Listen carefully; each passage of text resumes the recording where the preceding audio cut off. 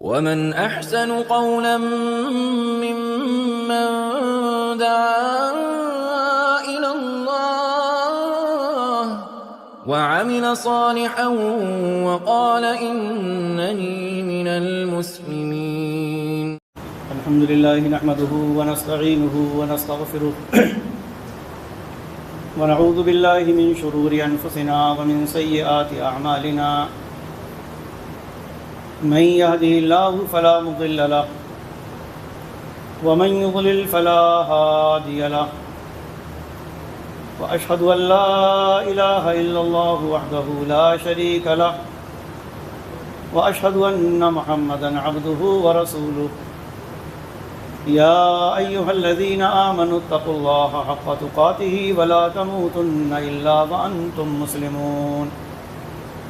يا أيها الناس اتقوا ربكم الذي خلقكم من نفس واحدة وخلق منها زوجها وبث منهما رجالا كثيرا ونساء واتقوا الله الذي تساءلون به والأرحام إن الله كان عليكم رقيبا. يا أيها الذين آمنوا اتقوا الله وقولوا قولا سديدا يصلح لكم أعمالكم ويغفر لكم ذنوبكم ومن يطع الله ورسوله فقد فاز فوزا عظيما. أما بعد فإن خير الحديث كتاب الله وخير الهدي هدي محمد صلى الله عليه وسلم وشر الأمور محدثاتها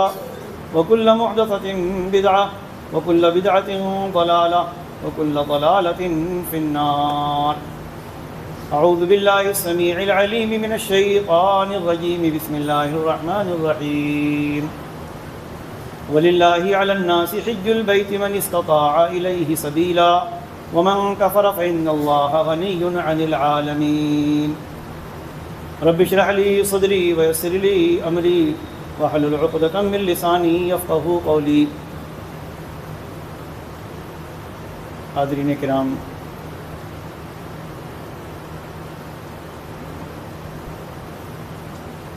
ہم سب کو اللہ رب العالمین نے پیدا فرمایا ہے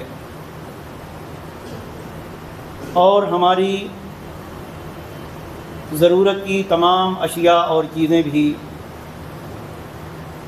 اللہ رب العالمین ہی نے مہیا فرمائی ہیں، اور وہ صرف ہمارا ہی خالق نہیں بلکہ پوری کائنات اور ذرے ذرے کا نہ صرف خالق ہے بلکہ تنہا اور بلا شرکت غیرے مالک بھی ہے، متصرف بھی ہے، نظام کائنات کو چلانے والا بھی ہے، اور وہ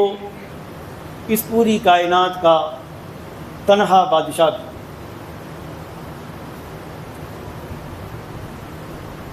جب اللہ رب العالمین ہر چیز کو پیدا کرنے والا اور سب کا مالک ہے تو اس کا حکم اپنی مخلوقات کے لیے اور خاص طور سے انس و جن کے لیے یہ ہے کہ سب اسی کی عبادت کریں، اپنے رب، اپنے خالق، اپنے مالک، اپنے مشکل کشا، اپنے رازق اور اپنے حاکم ہی کے لیے ہر قسم کی عبادت بجا لائیں. دیگر ساری مخلوقات اللہ رب العالمین کی عبادت کرتی ہے. اللہ تعالیٰ نے اپنی عبادت کا جو طریقہ بھی ان کو سکھایا ہے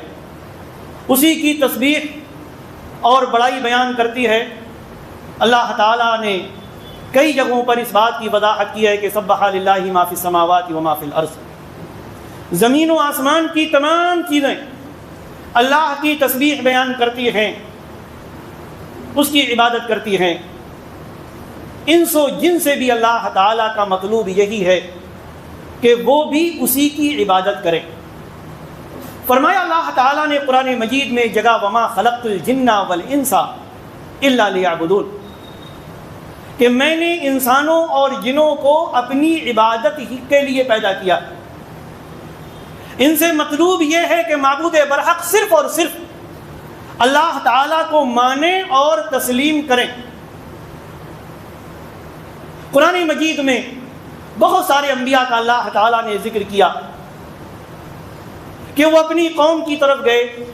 اللہ نے ان کو کسی ملک، خاندان، قبیلے اور قوم کی طرف بھیجا، اور سب کی دعوت کیا تھی؟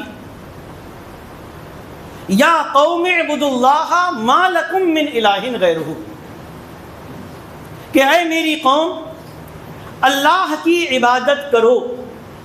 اللہ کے علاوہ کوئی معبود برحق نہیں ہے، کوئی ایسا نہیں کہ جو حقیقی معنوں میں عبادت کے لائق ہو۔ اور ایک جگہ اللہ تبارک و تعالیٰ نے عمومی انداز میں آخری نبی محمد الرسول اللہ صلی اللہ علیہ وسلم کو مخاطب کرتے ہوئے فرمایا وما ارسلنا من قبلک من رسول الا نوحی الیہ انہ لا الہ الا انا فاعبدون، کہ ہم نے آپ سے پہلے جو رسول بھی بھیجا، چاہے اس کا تذکرہ قرآن میں ہو یا نہ ہو، اس کا نام معلوم ہمیں ہو یا نہ ہو، جتنے بھی انبیاء اور رسول آئے سب کی طرف ہم نے یہ وحی کی کہ اللہ کی عبادت کرو، لا الہ الا انا، اللہ کے علاوہ کوئی معبود برحق نہیں، چنانچہ تم میری ہی عبادت کرو، اللہ کی عبادت کرو۔ اور یہی چیز تھی کہ جس میں لوگوں نے اپنے نبیوں سے اختلاف کیا، ورنہ رب ہونے میں، خالق ہونے میں، مالک ہونے میں کوئی اختلاف نہیں۔ قرآن نے خود بیان کیا مشرکین مکہ کے بارے میں، مشرکین عرب کے بارے میں، کہ اگر آپ ان سے سوال کریں زمین کو کس نے بنایا، آسمان کو کس نے بنایا، سورج اور چاند کو کس نے بنایا، زمین و آسمان کا پورا نظام کون چلاتا ہے، تو فرمایا اللہ تعالیٰ نے کہ یہ کہیں گے کہ اللہ تعالیٰ خالق وہ، مالک وہ، رب وہ، روزی دینے والا وہ، بارش برسانے والا وہ، وغیرہ وغیرہ، حتیٰ کہ دوسرے معبودوں کی عبادت وہ کرتے تھے، ان کو مشکل کشا سمجھتے تھے، لیکن اس کے باوجود جب پریشانی میں مبتلا ہوتے تھے تو سارے معبودان باطلہ کو بھول جاتے تھے اور تنہا اللہ تبارک و تعالیٰ کو پکارا کرتے تھے۔ جو نقطہ اختلاف تھا وہ معبود ماننے میں، معبود برحق ماننے میں، اور اسی میں انہوں نے دیگر انبیاء نے بھی اپنے رسولوں سے اختلاف کیا، اور رسول اکرم صلی اللہ علیہ وسلم کے بارے میں بھی اس وقت کے لوگوں نے کہا تھا اجعل الآلہۃ الہا واحدا، عجیب بات کہ اب سب کی عبادت چھوڑ دو، سب کے لیے سجدے چھوڑ دو، سب کے لیے رکوع چھوڑ دو، سب سے مشکل کشائی کرانا چھوڑ دو، ان کو مشکل کشا ماننا چھوڑ دو۔ اس نبی محمد ابن عبداللہ صلی اللہ علیہ وسلم نے سارے معبودوں کو ختم کر کے ایک معبود قرار دے دیا کہ یا ایھا الناس قولوا لا الہ الا اللہ تفلحوا، لوگوں اس بات کا اقرار کر لو کہ اللہ کے علاوہ کوئی معبود برحق نہیں ہے، تم کامیاب ہو جاؤ گے۔ کہا یہ تو عجیب و غریب بات ہے، ہم پہلے سے تو نہیں سنتے چلے آ رہے، باپ دادا دوسروں کی عبادت کرتے رہے، لات، حبل، منات، عزا، تو ہم نے یہ تو نہیں سنا، یہ تو عجیب و غریب بات۔ لیکن فرمایا گیا کامیابی اسی میں ہے، اللہ کو معبود برحق ماننے میں، اس کی توحید کا اقرار کرنے میں، صرف ربوبیت ہی کا اقرار نہیں بلکہ اس کی الوہیت کا اقرار، کہ رکوع اللہ کے لیے، سجدہ اللہ کے لیے، یہ پیشانی خم اللہ کے لیے، ہاتھ باندھنا اس کے لیے، مشکل کشا اس کو سمجھنا، اولاد اس سے مانگنا، روزی اس سے مانگنا، بارش اس سے مانگنا، پریشانیاں دور کرنے والا صرف اور صرف وہی، بیماریاں دور کرنے والا صرف اور صرف وہی۔ ابراہیم علیہ السلام نے اپنی قوم کے سامنے اعلان کیا تھا وَإِذَا مَرِضْتُ فَهُوَ يَشْفِينِ، جب میں بیمار ہوتا ہوں تو کوئی نہیں پوری کائنات میں جو میری بیماری کو دور کر سکے۔ ہم دوا علاج کرتے ہیں لیکن یہ دوا تبھی فائدہ مند ہو سکتی ہے جب وہ مستوی عرش اس دوا کو اجازت دے کہ وہ کارگر ہو، ورنہ تو کوئی مرتا ہی نہیں، ورنہ کوئی نہیں مرتا۔ تو یہی بات بتائی گئی، اسی کا اقرار، اسی کی بات۔ ہم نماز پڑھتے ہیں، نماز میں سورہ فاتحہ واجب، نماز کی ہر رکعت میں ہر نمازی کے لیے، چاہے وہ مصلی پہ کھڑا ہو یا امام کے پیچھے کھڑا ہو، کیونکہ میرے نبی محمد صلی اللہ علیہ وسلم کا فرمان کہ من لم یقرأ بفاتحہ لا صلاۃ لمن لم یقرأ بفاتحۃ الکتاب، فرمان رسول تو یہی۔ اب ہم جو چاہیں تعویل کریں وہ ایک الگ مسئلہ، لیکن فرمان رسول تو یہی ہے میرے نبی نے یہی فرمایا کہ جو شخص نماز میں سورہ فاتحہ نہیں پڑھے اس کی نماز نہیں ہوتی۔ نماز میں ہم کیا کہتے ہیں سورہ فاتحہ میں؟ ایاک نعبد و ایاک نستعین، اے اللہ ہم تیری ہی عبادت کرتے ہیں اور تجھی سے ہم مدد مانگتے ہیں۔ یہ جو ایام چل رہے آنے والے ہیں ایک بہت اہم عبادت کے ایام،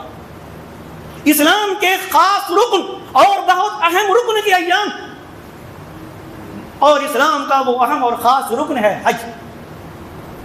آپ حج کو دیکھ لیں، حج کے ارکان دیکھ لیں، حج کے اعمال دیکھ لیں، آپ کو قدم قدم پر توحید کے مظاہر نظر آئیں گے۔ خانہ کعبہ جس کا طواف عمرے کے لیے بھی ضروری ہے، حج کے لیے بھی ضروری ہے، اللہ رب العالمین قرآن میں کیا فرماتا ہے؟ وَإِذْ بَوَّأْنَا لِإِبْرَاهِيمَ مَكَانَ الْبَيْتِ أَلَّا تُشْرِكْ بِي شَيْئًا۔ سورہ حج میں اللہ تعالیٰ نے فرمایا کہ یاد کرو وہ وقت جب ہم نے ابراہیم علیہ السلام کے لیے خانہ کعبہ کی جگہ متعین کی کہ یہاں اللہ کا گھر خانہ کعبہ بناؤ، حالانکہ پہلے سے موجود تھا۔ طوفان نوح آیا اور اس کے نشانات جو ظاہری طور پر تھے وہ ختم ہو گئے، ایک ابھرا ہوا حصہ تھا، جبکہ خانہ کعبہ سب سے پہلا گھر ہے جو اللہ کی عبادت کے لیے بنایا گیا، جیسا کہ اللہ تبارک و تعالیٰ نے بھی فرمایا اور محمد رسول اللہ صلی اللہ علیہ وسلم نے بھی فرمایا۔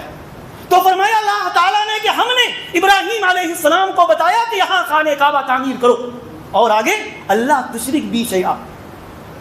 میرے ساتھ کسی کو شریک مت کرنا،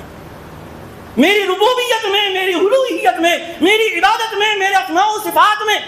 وَطَهِّرْ بَيْتِيَ لِلطَّائِفِينَ وَالْقَائِمِينَ وَالرُّكَّعِ السُّجُودِ، اور جو تم میرا گھر بناؤ گے اس کو قیام کرنے والوں کے لیے، رکوع کرنے والوں کے لیے، طواف کرنے والوں کے لیے، سجدہ کرنے والوں کے لیے ہر طرح کی گندگی سے پاک صاف رکھنا، شرک کی گندگی، بدعت کی گندگی، بتوں کی گندگی، ظاہری گندگی، ہر گندگی سے اس کو پاک رکھنا۔ اور آگے فرمایا وَأَذِّن فِي النَّاسِ بِالْحَجِّ، لوگوں میں حج کا اعلان کر دو۔ یاتوکا رجالاً، یہ پیدل بھی چل کے آئیں گے آپ کی دعوت پر لبیک کہتے ہوئے، وَعَلَىٰ كُلِّ ضَامِرٍ، اور دبلے پتلی سواریوں اور اونٹیوں پر آئیں گے، مِن كُلِّ فَجٍّ عَمِيقٍ، ہر وادی سے۔ آپ دیکھیں خانہ کعبہ اللہ تعالیٰ نے کون سی جگہ چنی، وہ جگہ جہاں لوگ جانا گوارا نہیں کرتے تھے اور جا نہیں سکتے تھے، بالکل نشیب میں چاروں طرف سے پتھریلی پہاڑیاں، ایسے پہاڑ جن پر کوئی سبزہ نہیں، جن پر کوئی ہریالی نہیں، جن پر کوئی درخت نہیں، جہاں کوئی آبادی نہیں، جہاں کوئی انسان نہیں۔ رب کائنات نے وہ جگہ منتخب کی پوری دنیا کے مسلمانوں کے لیے، وَأَذِّن فِي النَّاسِ بِالْحَجِّ، لوگوں میں حج کا اعلان کر دو۔ اور حضرت ابراہیم علیہ السلام نے اپنی آواز میں، ظاہر ہے کوئی لاؤڈ اسپیکر کی آواز نہیں تھی، اپنی آواز میں مکہ کے پہاڑ سے جو اعلان کیا تھا، رب کائنات نے دنیا کے ہر ہر گوشے اور ہر ہر کونے میں اس پر لبیک کہنے والے پیدا کیے، اور وہ سال میں حج کے لیے ایک بار کشا کشا چلے جاتے ہیں۔ کوئی پیدل آ رہا، کوئی اونٹوں سے آ رہا، کوئی گاڑیوں سے آ رہا ہے، کوئی پلین سے آ رہا ہے، جیسے جیسے زمانے نے ترقی کی ویسے ویسے آ رہا ہے۔ آج تک یہ سلسلہ جاری ہے اور قیامت تک یہ سلسلہ جاری رہے گا۔ کبھی سوچا ہم نے اور آپ نے یہ عبادت جو خواب ہوتا ہے، جس کو ہم ڈریم کہتے ہیں، آدمی کے دنیا میں بہت سارے خواب ہوتے ہیں، میں یہ کر لوں گا، میں وہ کر لوں گا، یہ ڈگریاں حاصل کر لوں گا، ایسا تعلیم یافتہ بن جاؤں گا، یہ بلڈنگ بناؤں گا، وہ بلڈنگ بناؤں گا، اتنی زمین و جائیداد بناؤں گا۔ لیکن ان سب کے ساتھ ایک مومن اور ایک مسلمان کا خواب یہ ہوتا ہے کہ وہ کم سے کم زندگی میں ایک بار حج ضرور کرے، کیونکہ رب کائنات نے فرمایا ہے وَلِلَّهِ عَلَى النَّاسِ حِجُّ الْبَيْتِ مَنِ اسْتَطَاعَ إِلَيْهِ سَبِيلًا، اللہ کے گھر کا حج اللہ کے لیے، وَلِلَّهِ عَلَى النَّاسِ، شہرت کے لیے نہیں، حاجی کہلانے کے لیے نہیں، الحاج کہلانے کے لیے نہیں، لوگوں میں اعلان کرنے کے لیے نہیں کہ میں حج پر جا رہا ہوں، میں حج کر کے آیا ہوں، نہیں، بلکہ اللہ کے لیے، اللہ سے ثواب حاصل کرنے کے لیے، وہ ثواب کہ صحیح بخاری کی روایت ابو ہریرہ رضی اللہ تعالیٰ عنہ بیان کرتے ہیں کہ میں نے نبی صلی اللہ علیہ وسلم کو فرماتے ہوئے سنا کہ من حج للہ فلم یرفث ولم یفسق رجع کیوم ولدتہ امہ، کہ جس نے اللہ کے لیے حج کیا، اللہ کی خاطر، اللہ سے ثواب حاصل کرنے کے لیے، اور اس نے کوئی بدکاری کا کام نہیں کیا، فوج کام نہیں کیا، اللہ کی نافرمانی کا کام نہیں کیا، اتباع سنت کے خلاف کوئی کام نہیں کیا، تو فرمایا کہ جب وہ واپس ہوتا ہے تو ایسے ہی ہوتا ہے جیسے اسی دن وہ پیدا ہوا ہے، اس کی ماں نے اسی دن اس کو جنا ہے، اللہ تعالیٰ اس کے گناہ معاف کر دیتا۔ کیوں؟ اس لیے کہ اس نے پریشانیاں اٹھائی، مال خرچ کیا، اپنے اس خواب کو پورا کرنے کے لیے بعض لوگ زمین بیچ دیتے ہیں، جائیداد بیچ دیتے ہیں، کم کھاتے ہیں، کم خرچ کرتے ہیں، اس کے لیے پیسہ جمع کرتے ہیں کہ کسی طریقے سے اللہ کے گھر کا دیدار کر لیں، حج کر لیں، کئی سال تک انتظار کرتے ہیں۔ تو فرمایا اللہ کے لیے حج اس شخص کے لیے کہ جس کے پاس استطاعت ہو، حالات ٹھیک ہوں، وہ خود تندرست ہو، سفر کر سکتا ہو، اس کے پاس اتنا مال ہو کہ وہ بیت اللہ تک جا سکے اور واپس آ سکے، تو یہ حج فرض کیا۔ اگر اس میں بھی ملاوٹ ہو جائے،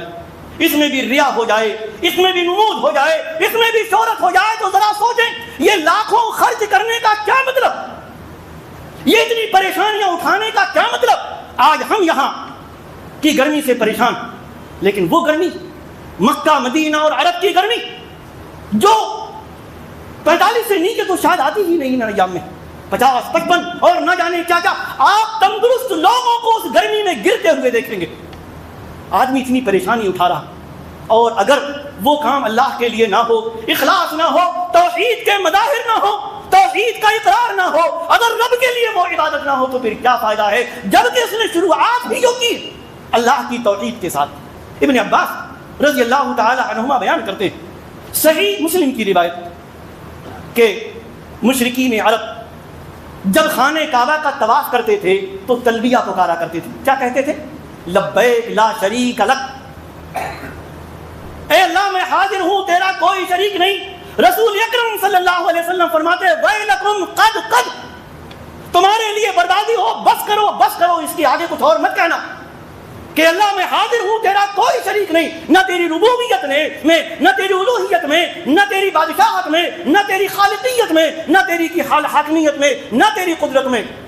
تو اللہ کے نبی صلی اللہ علیہ وسلم فرماتے کہ بس کرو، اس کے آگے کچھ اور مت کہنا۔ ابن عباس کہتے ہیں کہ وہ لوگ اسی پر نہیں رکتے تھے، بلکہ آگے کہتے تھے الا شریکن ہوا لکا تملکہ وما ملکا، ہاں مگر ایک ایسا شریک بھی ہے تیرا۔ پہلے کہتے کہ اللہ تیرا کوئی شریک نہیں، اور پھر اسی کے بعد فوراً کہتے کہ ہاں ایسا ایک شریک ہے جس کا تو مالک ہے، اور وہ شریک جس کا مالک ہے اس کا بھی تو مالک ہے۔ حج جیسی عبادت میں اللہ کا شریک ٹھہراتے محمد الرسول اللہ صلی اللہ علیہ وسلم نے ہم کو بھی تلبیہ سکھایا۔ ظاہر ہے ہمارے لیے اللہ کے علاوہ کسی کی عبادت جائز اور روا نہیں، اور عبادت صرف نماز نہیں، وہ تمام کام جو اللہ کی خوشنودی اور رضامندی کے لیے کیے جاتے ہیں وہ عبادت کہلاتے ہیں، چاہے وہ کچھ بھی، دعا ہو، رکوع ہو، سجدہ ہو، نذر ہو، نیاز ہو، طواف ہو، اللہ کے گھر کا غلاف ہو، مدد مانگنا ہو، کچھ مشکل کشا پریشانی کے لیے دعا کرنا ہو، سب اللہ کے لیے، ساری عبادت اللہ کے لیے، کیونکہ رب نے پیدا ہی اپنی عبادت کے لیے کیا۔ اس لیے محمد رسول اللہ صلی اللہ علیہ وسلم نے جب ہم کو تلبیہ سکھایا، چاہے آدمی عمرے کا احرام باندھے یا حج کا احرام باندھے، میقات پر جب وہ پہنچے اور جب وہ حج یا عمرے کی نیت کرتا ہے، اس کے بعد وہ تلبیہ کیا پکارے گا؟ وہ تلبیہ وہ پکارے گا جس میں توحید کے علاوہ کچھ نہیں، کیونکہ توحید کے علاوہ اگر کوئی اور راستہ اختیار کیا تو ہو سکتا ہے دنیا میں آدمی ترقی کر جائے، لیکن آخرت میں اللہ کی توحید کو تسلیم کیے بغیر کوئی کامیابی نہیں، کوئی کامیابی نہیں۔ صاف فرمان ہے محمد الرسول اللہ صلی اللہ علیہ وسلم کا کہ جو اللہ سے شرک کی حالت میں ملاقات کرے گا، دنیا سے شرک کرتے ہوئے گیا، وہ جہنم میں جائے گا، اور جو اللہ کے ساتھ کسی کو شریک نہیں کرتا تھا، صرف اللہ کی عبادت کرتا تھا، اس کو معبود برحق مانتا تھا، وہ جنت میں جائے گا۔ چنانچہ ہم کو تلبیہ سکھایا گیا کیا؟ لبیک اللہم لبیک، میں حاضر ہوں، اے اللہ میں حاضر ہوں، لبیک لا شریک لک، میں حاضر ہوں، اے اللہ، اے میرے رب تیرا کوئی شریک نہیں۔ وہ کہتے تھے اللہ شریکن ہوا لکا تملکہ وما ملکا، یہاں شرکت کی بات ہی نہیں، فرمایا لبیک لا شریک لک ان الحمد والنعمت لک والملک، ساری تعریفیں، ساری نعمتیں، ساری بادشاہتیں اے اللہ تیرے لیے سزاوار، تیرے لیے لائق اور زیبا۔ ان الحمد والنعمت لک والملک لا شریک لک، اے اللہ تیرا کوئی شریک نہیں، اے اللہ تیرا کوئی شریک نہیں۔ یہ ہے کہ حج و عمرہ کی بنیاد ہی اللہ کے معبود برحق ہونے کے اقرار کے ساتھ، سارے شریکوں کو نہ ماننے کے ساتھ، اللہ کی توحید کے ساتھ، اور اس کے بعد جب آدمی خانہ کعبہ کے پاس جاتا ہے، خانہ کعبہ کو دیکھتا ہے، اللہ اکبر کہہ کر طواف شروع کرتا ہے۔ کس کے لیے طواف؟ اللہ کے لیے۔ کس کے گھر کا؟ اللہ کے گھر کا۔ کس سے دعا کرتا ہے؟ اللہ کے لیے، اللہ سے دعائیں کرتا۔ جو اللہ نے فرمایا، اللہ نے جو ایام متعین کیے، ان کے علاوہ حج نہیں، کسی اور مہینے میں حج نہیں ہو سکتا کہ آدمی چاہے جب چاہے حج کر لے۔ کیوں؟ اس لیے کہ الحج اشہر معلومات، حج کے مہینے اور دن متعین کس نے کیے؟ اس رب ارض و سماوات۔ اس کے بعد صفا مروہ کی آدمی صحیح کرتا۔ اللہ کے نبی صلی اللہ علیہ وسلم نے آدمی اور بھی بہت ساری دعائیں مانگے، دعا سکھائی، لا الہ الا اللہ وحدہ لا شریک لہ، لہ الملک ولہ الحمد وہو علی کل شیء قدیر۔ اللہ کے علاوہ کوئی معبود برحق نہیں، وہ تنہا ہے، اس کا کوئی شریک نہیں، اس کے لیے بادشاہت، اس کے لیے تعریف، وہ ہر چیز پر قادر۔ لا الہ الا اللہ، اللہ کے علاوہ کوئی معبود برحق نہیں۔ انجز وعدہ ونصر عبدہ، اللہ نے اپنا وعدہ پورا کر دکھایا، اس نے اپنے بندے کی مدد کی۔ وَحَزَمَ الْأَحْزَابَ وَحْدَهُ، اور مسلمانوں کو مٹانے کے لیے، نبی کو صفحہ ہستی سے ختم کرنے کے لیے، اسلام کو مٹانے کے لیے، رب کی توحید کے خاتمے کے لیے جو آئے تھے مشرکین بہت بڑی تعداد میں، بڑی فوجیں لے کے، بڑے قبیلے لے کر، غزوہ خندق کے موقع پر کس نے ان کو شکست دی؟ وَحَزَمَ الْأَحْزَابَ وَحْدَهُ، تنہا اللہ رب العالمین۔ اور حج کے موقع پر منی میں جانا، عرفات میں وقوف کرنا، منی میں کنکریاں مارنا، 3 دن تک وہاں ٹھہرنا، یہ سب کس کے لیے ہے؟ صرف اور صرف رب کائنات کے لیے۔ یہ احرام کی حالت میں دنیا کا کروڑ پتی، ارب پتی، کھرب پتی، دنیا کا ایسا انسان کہ جس سے بڑا کوئی طاقتور نہ ہو، جس کے پاس جو دولت ہے اس سے زیادہ دولت کسی کے پاس نہ ہو، وہ بھی انہوں دنی دو سفید کپڑوں میں ملبوس ہے، خانہ کعبہ کا طواف کرتے وقت بھی، منی میں وقوف کے وقت بھی، عرفہ میں وقوف کے وقت بھی، اور وہ شخص بھی جس کو آپ سب سے کم تر سمجھ لیں، سب سے غریب سمجھ لیں، جس کے پاس کچھ بھی نہیں ہے، وہ بھی اسی لباس میں موجود ہے۔ کیوں؟ اس لیے کہ یہ بھی اللہ کی عبادت کر رہا ہے اور وہ بھی اللہ کی عبادت کر رہا ہے۔ یہ ہم سب کو سکھاتا ہے حج، کہ یہ بہت بڑا مظہر ہے اللہ کی توحید کا، رب کو معبود برحق ماننے کا۔ اس لیے خبردار، اس اہم عبادت کو کرتے وقت بھی جس میں تم نے اپنی پوری زندگی کی ساری پونجی لگا دی، تم نے مشقتیں برداشت کی، تم نے پریشانیاں برداشت کی، بہت کچھ تم نے برداشت کیا، اللہ کے واسطے اس اہم عبادت کو کسی اور کے لیے کرنے کے لیے، شہرت کے لیے، ریا و نمود کے لیے، دکھاوے کے لیے کر کے یہ سب ضائع مت کر دینا، برباد مت کر دینا۔ ہر موقع پر رب کی ربوبیت کا اور رب کی الوہیت کا اقرار بھی کرنا، دعائیں بھی اسی سے کرنا، طواف بھی اسی کے گھر کا کرنا، صفا مروہ کی سعی بھی اسی کے لیے کرنا، عرفہ کا وقوف بھی اسی کے لیے کرنا، اور جمرات کو کنکری مارتے وقت بھی کوئی نہیں کیا کہہ کر آدمی کنکری مارتا ہے؟ اللہ اکبر، اللہ کی کبریائی کا اقرار۔ اس لیے ہمیں چاہیے کہ تمام عبادات میں، اور خاص طور سے اس اہم عبادت کہ جس میں آدمی کا مال بھی خرچ ہوتا، آدمی جسمانی طور پر بھی پریشانیاں برداشت کرتا ہے، حج، اس کو اللہ کے لیے کریں، اخلاص ہو، للہیت ہو، ثواب کی امید ہو، اللہ کی وحدانیت کا اقرار ہو، رب کو معبود برحق ماننے کا اقرار ہو، اسی جذبے کے ساتھ آدمی واپس جائے، اسی جذبے کے ساتھ آدمی واپس آئے اور پوری زندگی اسی عقیدے پر گزار دے، تو یقیناً وہ اسی فضیلت میں شامل ہوگا کہ رجع کیوم ولدتہ امہ، سارے گناہ رب کائنات معاف کر دے گا جیسے کہ ایک بچے کے گناہ معاف ہو۔ جب وہ پیدا ہوتا ہے کوئی گناہ نہیں ہوتا، اس کا کوئی غلطی نہیں ہوتی، لیکن ضروری ہے کہ کبیرہ گناہوں سے بھی آدمی بچے۔ اگر کسی کا حق مارا ہے تو اس حق والے کا حق بھی دے کر جائے۔ ایک چیز یاد رکھیے گا، سینکڑوں عمرے کر ڈالیے، درجنوں حج کر ڈالیے، لیکن اگر ہم نے ظلم کیا ہے، حق مارا ہے، دوسروں کے حقوق ادا نہیں کیے ہیں، تو خود سوچ لیں کہ رب کائنات وہ عبادت قبول کرے گا یا نہیں کرے گا۔ دوسرے کا حق ادا کیے ہے، حقوق اللہ کے ساتھ حقوق العباد کی ادائیگی بھی لازم اور ضروری ہے۔ اللہ تبارک و تعالی ہمیں نیک عمل کی توفیق عطا فرمائے، ہماری عبادات میں اخلاص پیدا فرمائے، اللہ کو معبود برحق ماننے کی توفیق عطا فرمائے، رب کائنات توحید پر ہمیں قائم و دائم رکھے اور توحید پر ہی ہمارا خاتمہ ہو، آمین۔ اور جو لوگ اس اس عظیم سفر پر جا رہے ہیں، اس عظیم عبادت کو انجام دینے کے لیے اللہ تبارک و تعالیٰ ان کی اس عبادت میں اخلاص پیدا فرمائے اور ان کی اس عبادت کو قبول فرمائے. آمین. بارک اللہ لنا ولکم فی القرآن العظیم ونفعنی وإیاکم بالآیات والذکر الحکیم انہ تعالی جواد کریم ملک بر